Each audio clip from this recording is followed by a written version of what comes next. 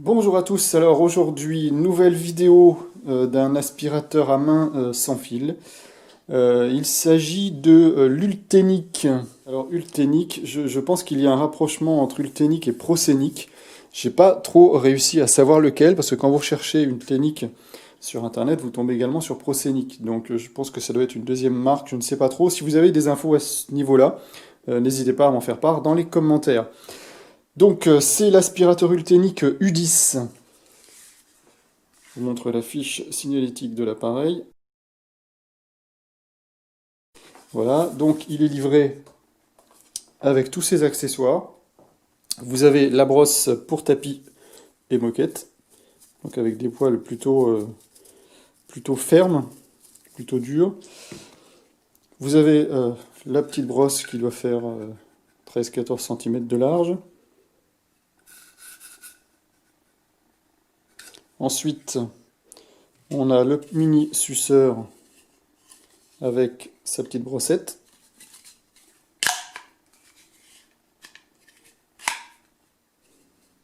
Donc ensuite, évidemment, on a la brosse principale équipée d'une microfibre. Donc c'est une brosse motorisée qui peut se remplacer. Donc pour mettre la brosse à moquette, il suffit de bouger ça comme ça, la sortir, positionner la brosse comme ça. Et voilà, il n'y a que ça à faire, c'est ultra rapide.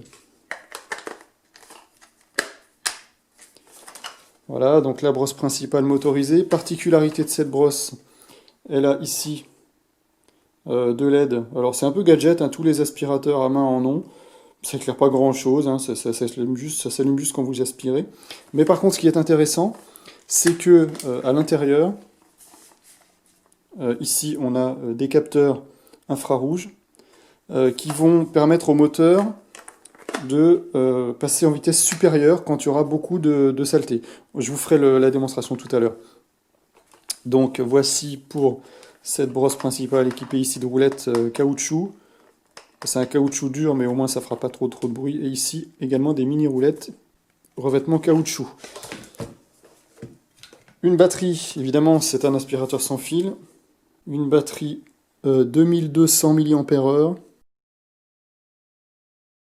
Je vous indiquerai le temps de charge dans la vidéo en surimpression tout à l'heure.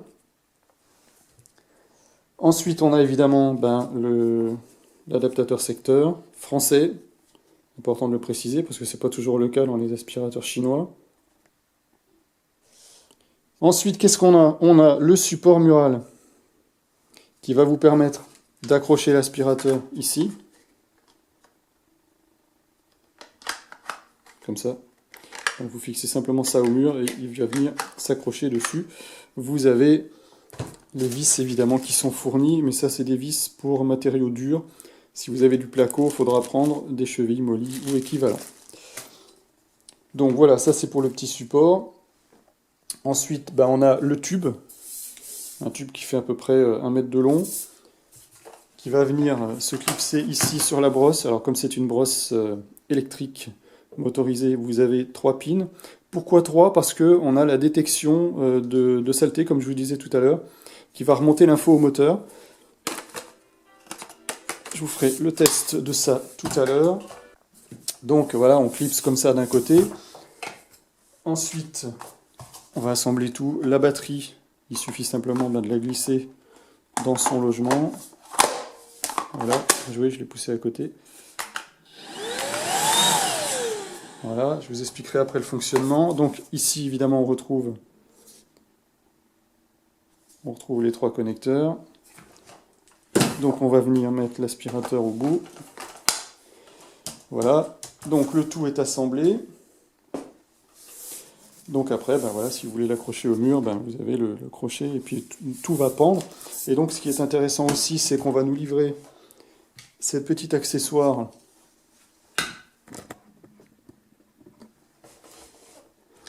qui va venir se mettre en bas du tube comme ça. Donc vous avez votre brosse en bas, hop, le tube, et vous pouvez mettre vos accessoires ici. Alors il n'y a que la brosse que vous ne pouvez pas ranger nulle part. Peut-être que Donc bref, non, on ne peut pas la ranger. C'est dommage, ça aurait été bien d'avoir un petit quelque chose quelque part. Donc elle restera à côté. Voilà, ça vous permet de suspendre vos accessoires comme ça. Voilà, bon, ça c'est pour l'explication du matériel. Ensuite, petite démonstration de la détection de poussière infrarouge. Alors il faut savoir que tout se démonte, je vous montrerai tout à l'heure comment on peut démonter tout ça. Donc, démonstration de la détection de poussière. Alors déjà, il y a un seul interrupteur, et ça c'est ça qui est bien sur cet appareil. Vous n'avez pas un autre bouton à aller appuyer quelque part. Vous appuyez une fois, vous avez la première vitesse, 2 fois, vous avez la deuxième vitesse. Je vous mettrai plus loin dans la vidéo l'autonomie dans les 2 vitesses.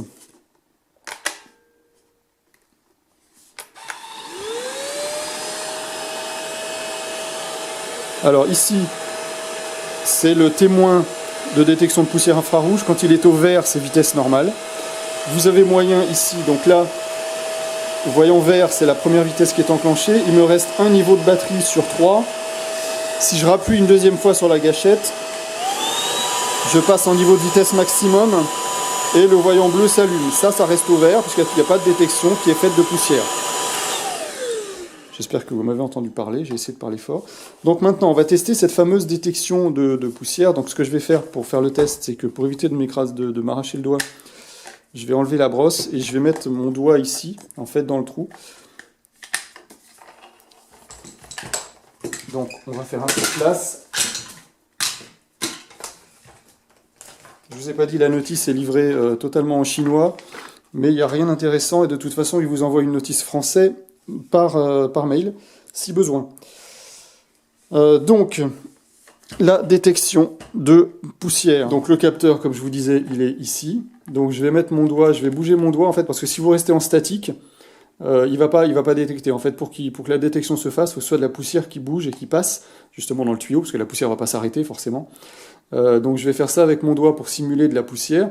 Vous allez voir que le moteur va accélérer. Et en accélérant ici, la couleur verte va se transformer en couleur orangée ou rouge. Donc je le mets en vitesse normale. Ici, vous voyez qu'on est au vert. Et je vais aller mettre mon doigt dans l'orifice.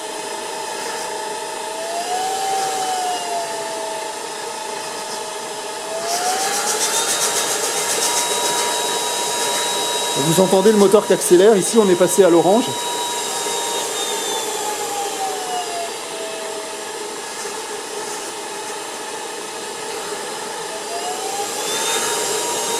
Vous voyez, il accélère tout seul et il se met en vitesse maximum. Là, j'ai enlevé mon doigt et il ralentit et il repasse au vert. Donc ça, c'est plutôt sympa.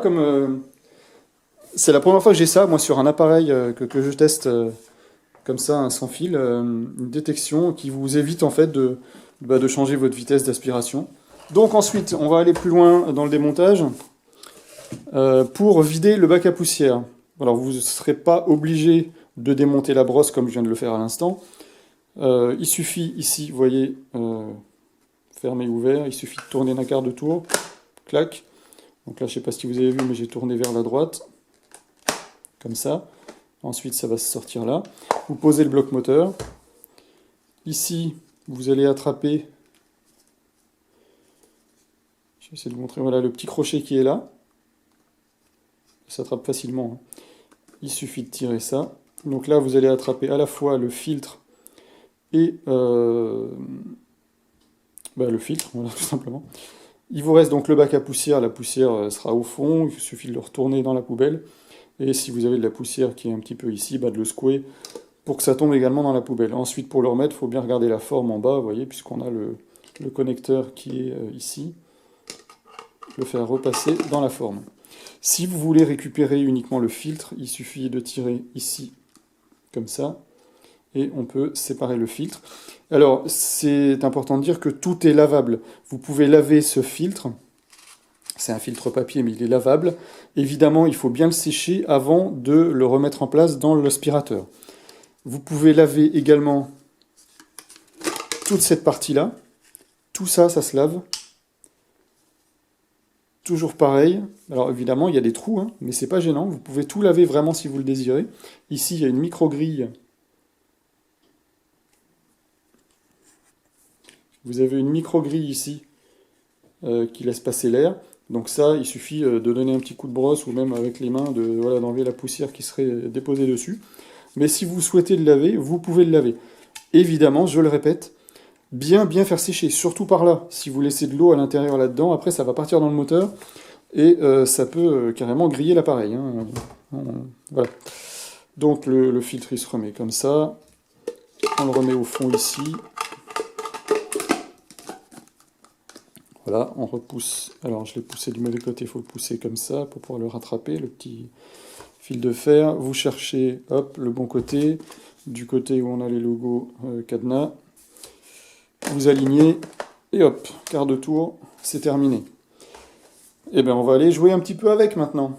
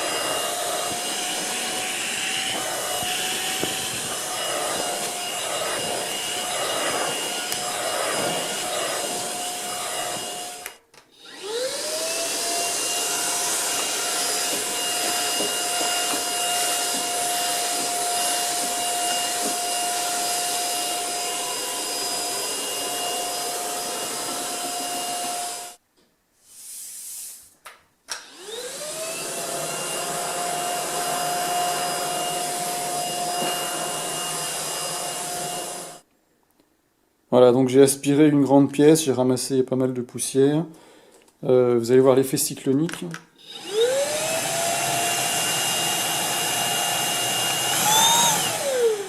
En fait, la poussière reste en dessous du filtre grille. Elle tourbillonne dans cette zone-là. Et ce n'est que la poussière fine qui va remonter et être bloquée par la grille, par la micro-grille et par le filtre interne. Donc là, j'ai vidé le bac sur le sol. Regardez ce qui se passe en aspiration, simplement vitesse 1 et avec la brosse microfibre.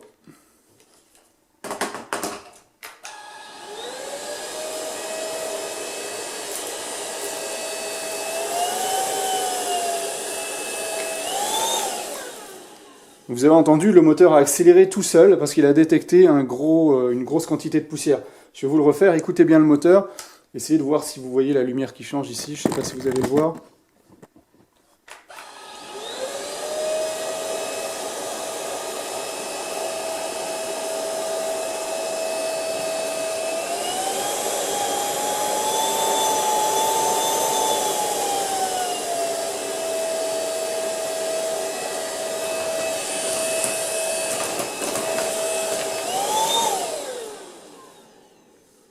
Donc vous voyez, grande efficacité quand même en vitesse 1, et vous avez vu que la vitesse augmente automatiquement avec la grosse quantité de poussière, et ça c'est plutôt pas mal.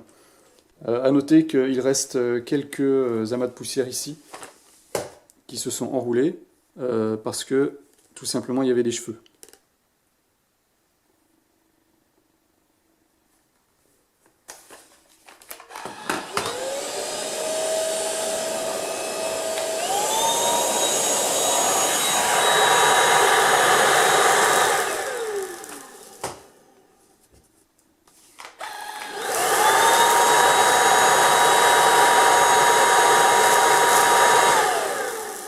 En fait, vous voyez, les cheveux restent. Mais c'est normal. C'est le cas de tous les appareils à brosse rotative, comme ça. Quand vous avez des cheveux, il faut toujours les enlever après avoir nettoyé. Ça, on n'a pas le choix. Ça, c'est le cas pour tous les appareils à brosse rotative.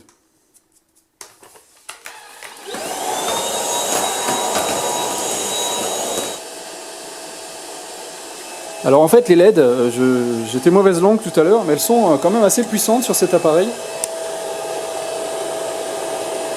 Et ça peut permettre d'éclairer un coin sombre, le fond des toilettes par exemple. Voilà, si... Bon, ça ne va pas forcément vous aider à mieux nettoyer, mais voilà, petit gadget supplémentaire.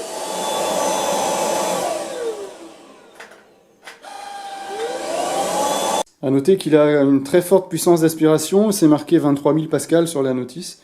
Alors est-ce que c'est vraiment 23 000, ça on ne saura jamais. Mais vraiment, il est assez puissant et j'ai réussi à coller la nappe tout à l'heure en voulant l'aspirer, même avec la brosse rotative, et il s'est vraiment collé à la nappe.